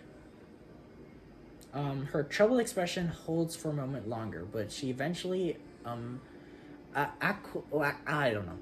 Her hand moving to my lower chest and then my thigh. With a look of slight surprise, she slowly moves her hands downwards, her breath catching as she brushes the side of my lower hair. Okay. She tentatively moves her hand sideways, delicately touching the most honest parts of my body. This is so. About this. So, I'm don't know. Like, I'm thinking maybe I would put it on. Okay, so I'm thinking I might not do this, but I was also thinking like it could be something I could do. But it would kind of be useless because you guys can just buy the game, or not buy it because it's a free game. You guys could just download it yourselves if you have a computer. But like, I was thinking of a Patreon, just because I don't know. I wouldn't be able to make money off of a Patreon, so things would probably be free on there. But I don't know. I was just thinking maybe I could put this on an uncensored version on Patreon just because. Why not? But then again, like I said, you guys can just go and get the game yourself. Yeah. Our nervousness peaks as the act begins, her hand gently patting up and down, as lightly as if it would break if breathed upon. I'm not sure whether it's just to steady myself, or because I want to steady her, but I take my free hand and hold the side of her face in it. The feeling of her hair and the soft skin is nice, and it seems to lighten her mood a bit. The mere fact that I'm being touched by her is surprisingly erotic. I feel my body relaxing as I submit to the pleasure overwhelming me. A long minutes pass in almost total silence. Our heavy breathing are the only sound to be heard in the house. Lily's fingers stop affectionately, stroking my hair, and she opens her lips once again. Hisao? I wait a second for the rest of the sentence, but none is forthcoming. She may be trying to take the lead, but she's still incredibly nervous. I can't help smile as I stroke her hair and from her face a couple of times, reassuring her. As nervous as she may be, I'm thankful that Lily's taking the lead. I'd probably be just as anxious as she if I were attended to her attending to her. Okay.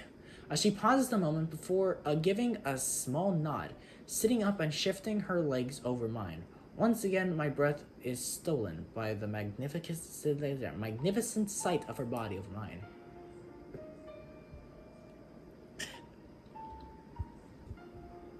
It's another visual. Yeah, you guys probably wouldn't be seeing it right now because, it's censored.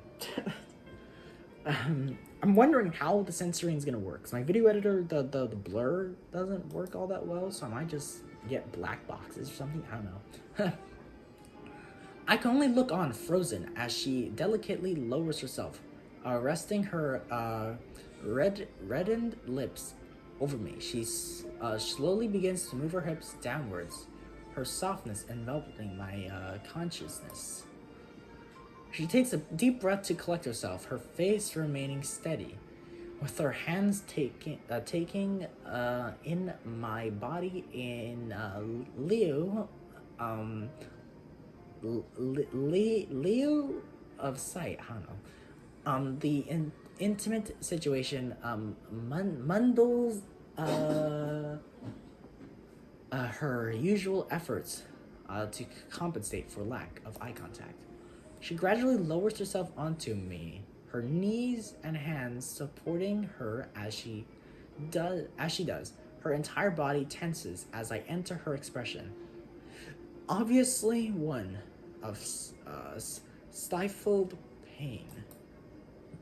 Despite that, I can't help savoring the soft, warm feeling enveloping my consciousness, the surge of pleasure overcoming all my senses. The last vestige of it all but disappear inside her while her nails slightly scrap into my chest in an effort to stop herself from yelping in pain. A pained moan, too much for her to suppress, completely escapes from her lips. Okay. As I open my mouth to comfort her, I see the barely visible red drops from between her legs. Oh no. Lily, if it's too much, she clenches her mouth tightly, quickly and forcefully shaking her head from side to side in defiance. After a couple of seconds, she relaxes her body slightly, though she's still obviously far from being comfortable.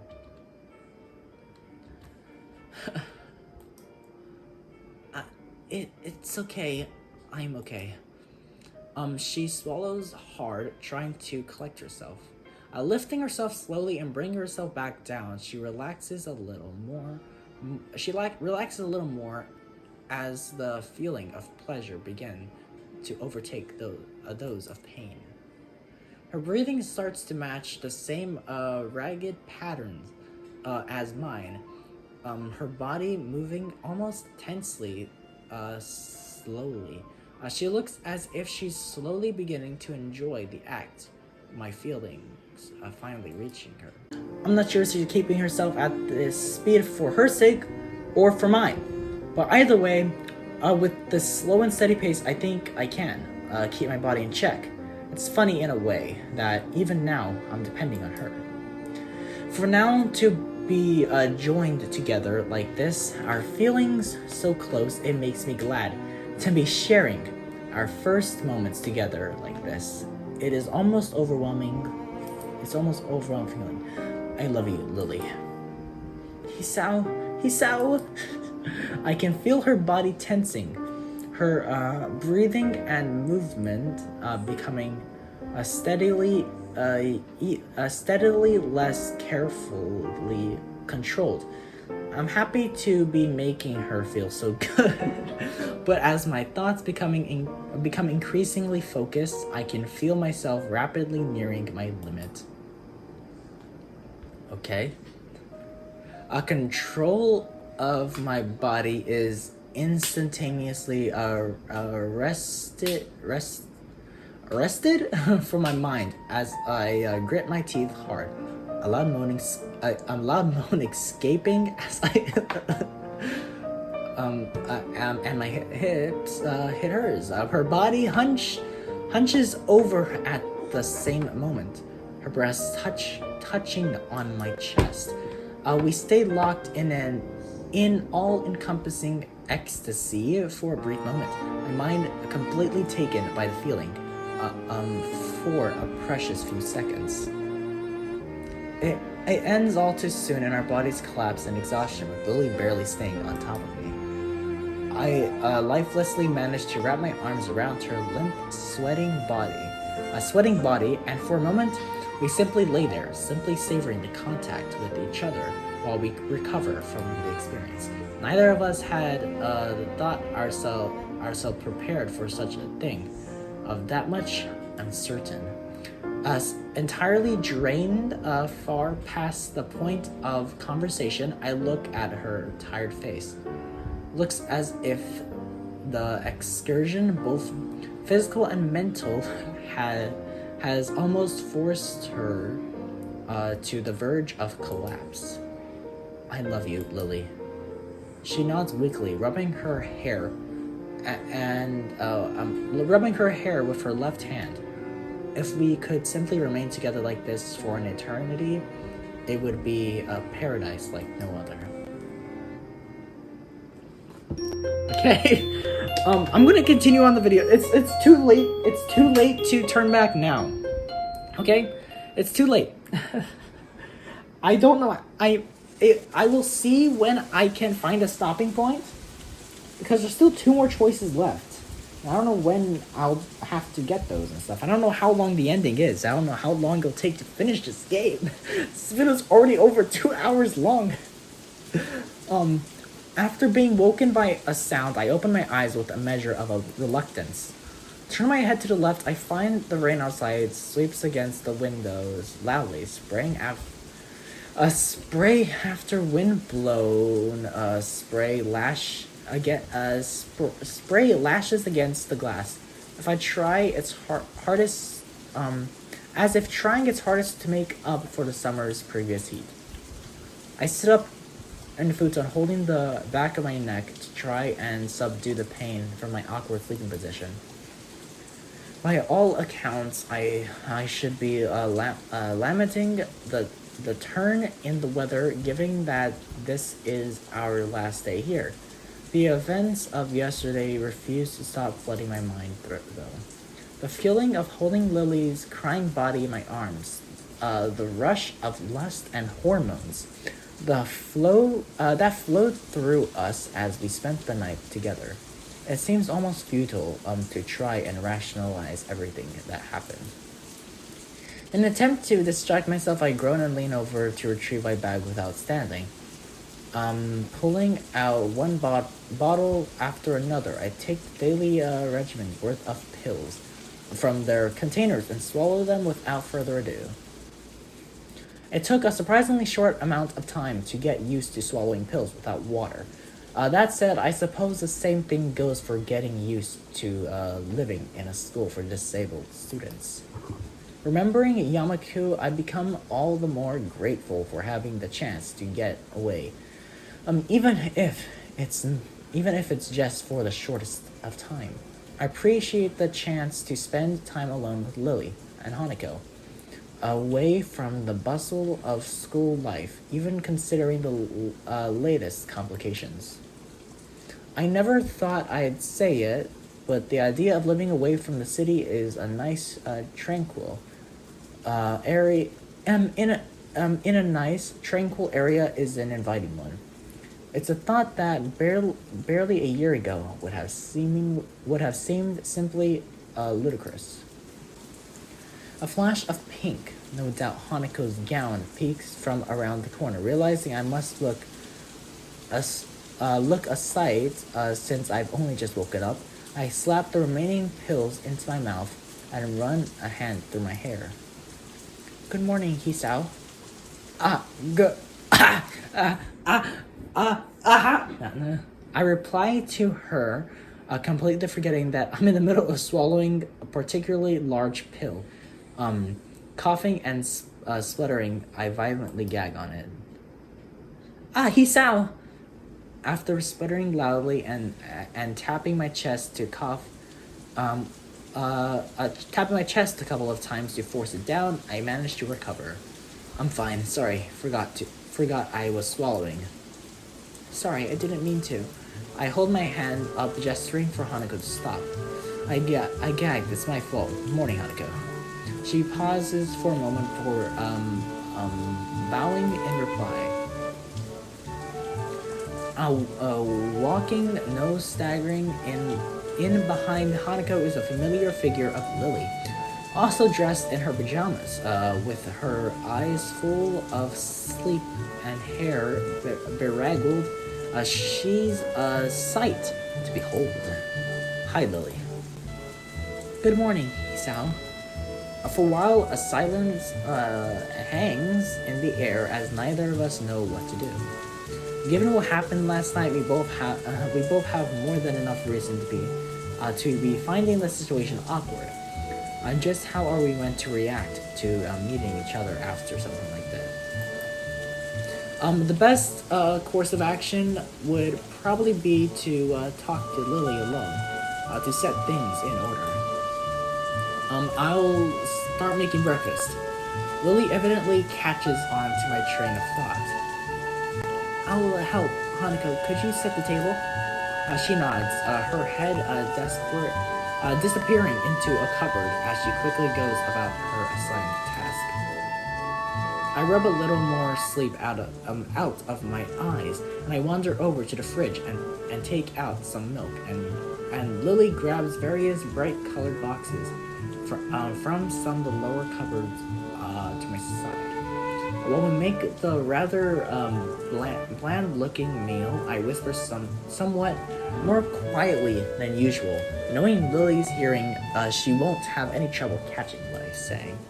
Are you okay, Lily, after last night? She gives a delicate nod, her expression weak. Though her tiredness surely plays a part, she seems genuinely unsure about what happened between us and how to move ahead. I can't say I blame her, considering my feelings are the same. I'm sorry, Hisao. I wasn't thinking straight yesterday. I never stopped to consider you or Hanako, and I even went as far as she's winding herself up with her hand and voice both tightening, winding. I don't know. I give her a gentle bump to try and lighten up the situation. You don't have to apologize. I said I like you as well, after all. But as her composure begins to falter, it becomes obvious there's no alternative. Turning to Lily, I gently embrace her tall frame. She offers no resistance at all, thankfully pulling back just from the edge of her emotions. Despite our reassuring embrace lasting only a matter of seconds, I notice Hanako wordlessly watching. The plate in her hand hovers inches above the table. Her action halted midway by the sight. The clatter of utensils against plates is the only sound to be heard as we silently eat, withered before I don't know. Before only two of us may have been unsure of ourselves, the entire situation has changed. It's like it was rain also, that's the sound. After weeks of blissful friendship, whiling away the day with shared meals and chatter with a little meaning, the relationship of Lily and me, no, that of all of us has irreversibly changed. I can't take this. Lily? She solemnly nods, gently laying her spoon onto the plate in front of her. Neither of us know exactly how we regard each other, let alone how Hanako would view us. This might seem abrupt. I've confessed to Isao. For a moment, Hanako looks almost confused, precisely the reaction I thought she would have. She eventually nods, her spoon still in her mouth as she does. Did you accept? I did. She gives a smile so large and so earnest I found myself blushing. I think it's the brightest I've ever seen her expression look. Then I'm happy. I'm really, really happy. I'm sorry for not telling you anything about it before. Things have been... Hanako shakes her head from side to side empathetically, apparently forgetting in her rush that Lily couldn't possibly notice. She begins fiddling with her fingers, looking a little more nervous than she did before. To be honest, I began to think you might like each other a while ago. At first, I didn't really know what to think about it, but I decided in the end that if my friends are happy, then I'm happy. I was really glad to have another friend when we met Isao, so you finding love through him is even better, right? A feeling of relief at her acceptance of our relationship falls over me like a wave. The same happens to Lily, judging by her expression. Thank you, Hanako. I really appreciate you being so understanding. Lily's voice still sounds slightly apologetic, or at least unsure. This doesn't escape Hanako, who appears lost in thought for a few moments before turning to me. Hisao, do you mind if Lily and I go outside for a bit? No, feel free. It's raining, isn't it? Or did it stop? Hanako? Okay. They're going to sled. Hanako gets up from her seat, taking Lily's hand and almost dragging her from the table in her excitement. Considering Lily's typical slow and steady pace, Hanako's haste makes her footing awkward and she almost loses her balance a couple of times. It's a pretty amusing sight, leaving me wordless as I watch them disappear out the door.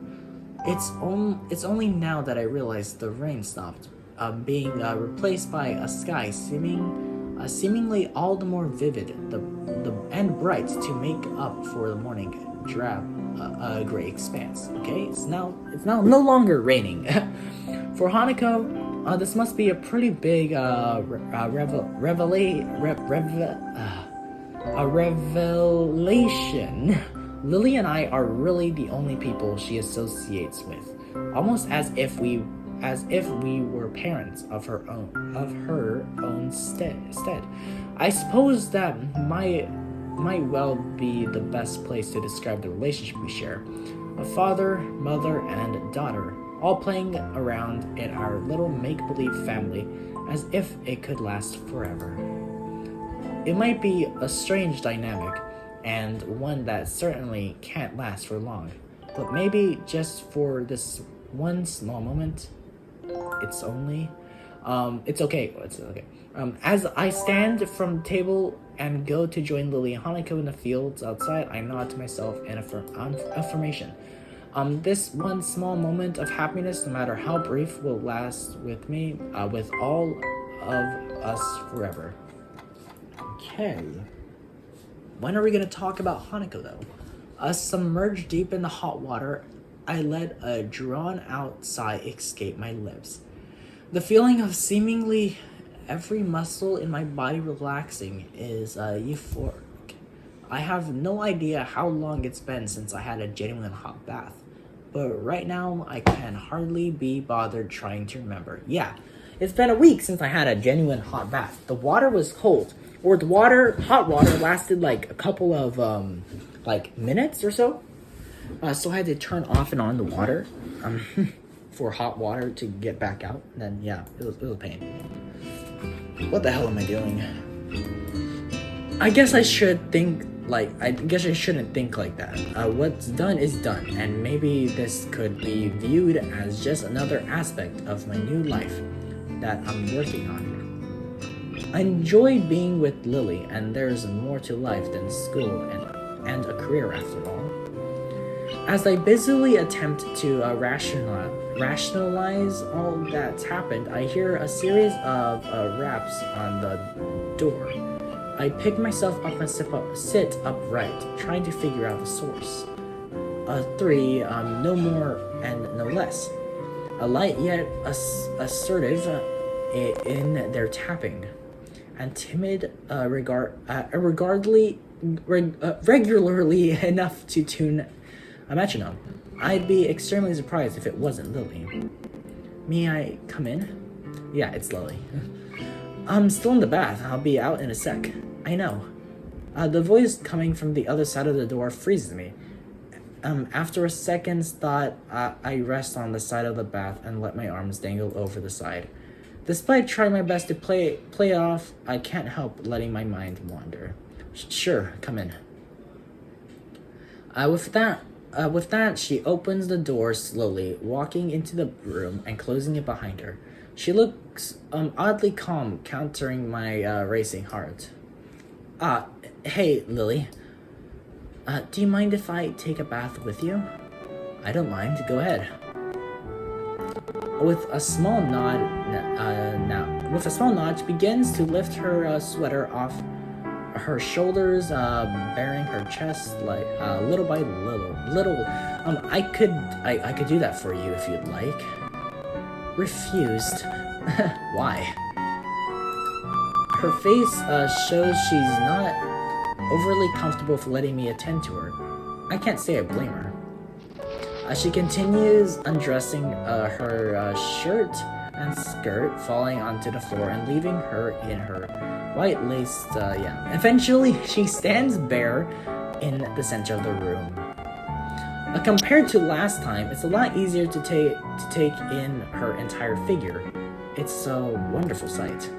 Hisao? You're thinking perverted thoughts, aren't you? Give me a break. You're undressing in front of me. She furrows her brow in thought. I guess this would be somewhat more erotic for you than me. Why? She gives a small light-hearted chuckle, which seems to settle her nerves a little. If this is too much for you, Hisao, I can come back later. No, this is fine. I'm just a bit, well... You're really beautiful, you know. My earnest comment draws a vivid red blush from Lily. Hisao? I give a small grin. She's cute when she's taken off guard. In any case, may I come in? Sure. I lean forward and take her soft hands in mine, helping her over the side of the bath. She feels out the side of the bath, then slowly lowers herself in my breath catching when she sits and leans her back onto my front, her leg inside mine. I had expected her to sit at the other end.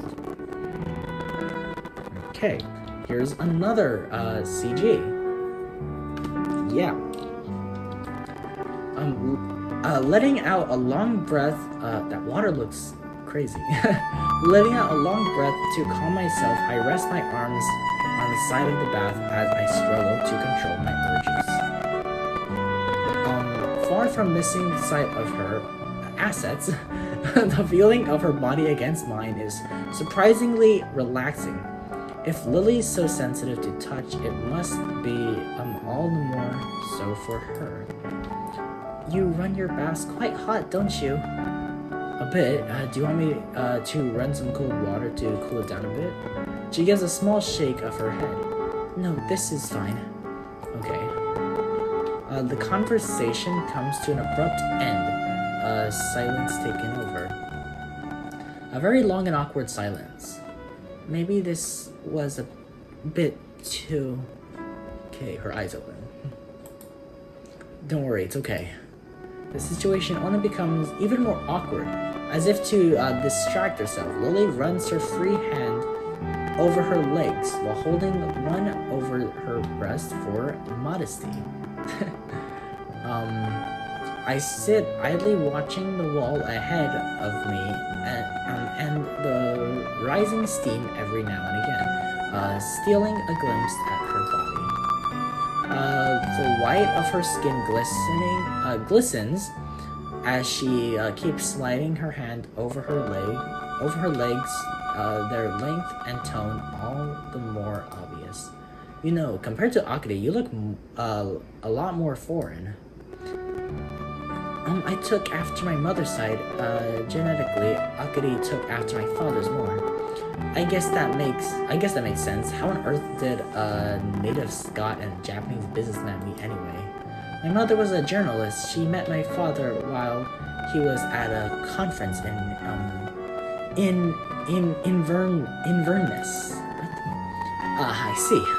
Taken after your Scottish side would also explain your height, I suppose. I look back down at her.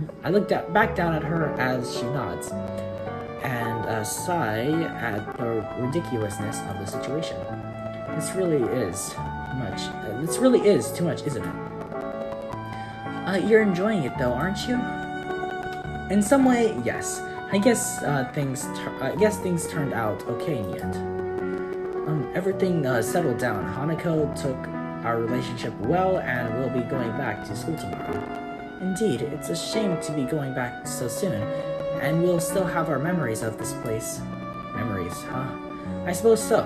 We'll have to see how everything goes once we get back, but for now, I'm just glad you like me. I've been, winding myself up for weeks about that. So I'm thankful for things turning out like this.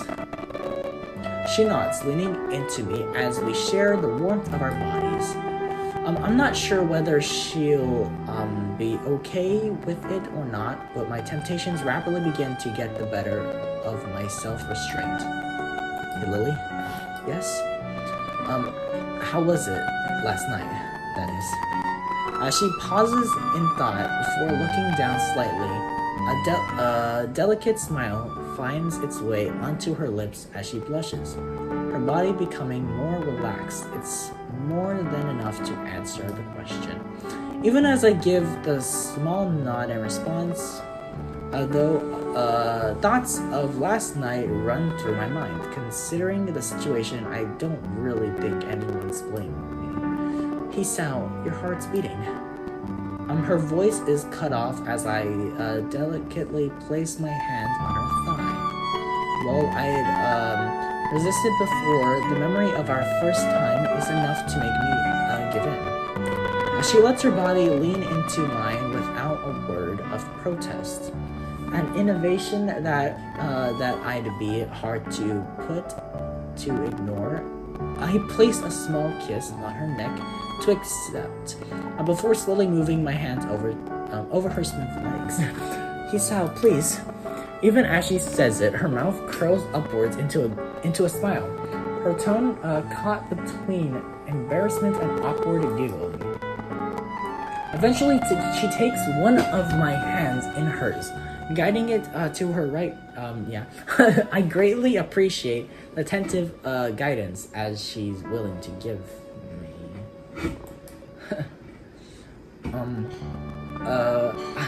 All signs of tension in her body give way. I continue to take in the feeling of her soft skin. I redoubled as my other hand slips between her legs. I wonder if the feeling of my hand on her is exaggerated by her lack of sight, since her other senses are so finely tuned. She does seem to be enjoying it to a surprising extent. After all, it gives me a somewhat odd feeling, but a pleasurable one. It only takes a few minutes before her body starts to squirm ever so slightly. Her efforts to stifle her moaning becomes visible as she pursues her lips. Her light-hearted whispered protestations become noticeably more quiet. This makes me realize that all her screaming against my body is making me increasingly excited as well. Lily. I withdraw my hands to give her senses time to respond. Nodding, she shakily stands and offers her hand for me to lead her out of the cramped bathtub.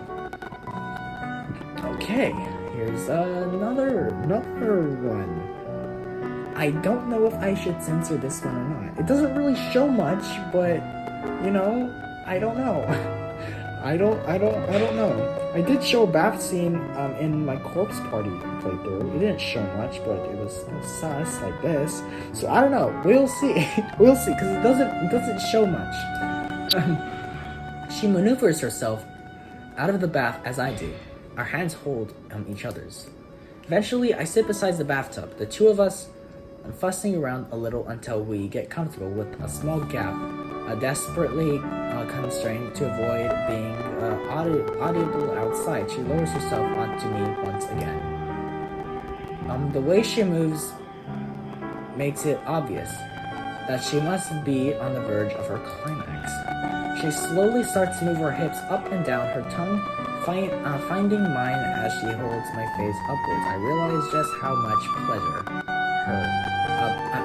pleasuring her has excited me. Hisao! Despite her clouded eyes being shut, her tightening grip on my shoulders show that she's nearing the end of her endurance. As our breathing becomes more and more ragged, I rapidly feel my limit approaching as well. A series of harsh breaths is the only warmth before her final gasp of ecstasy. Her entire body tenses and her fingernails digging into my shoulders. My loins. Okay. Both of us frozen against each other in climax. Okay. Oh damn! I dropped something. What did I drop? I don't know.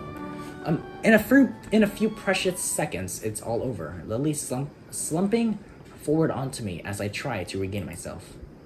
That was good. She takes a gulp of air before replying, steadying herself as she nods. She bows her head down to give a small kiss, my hand reaching up to hold strands of her disheveled hair as we once again sit in blissful silence.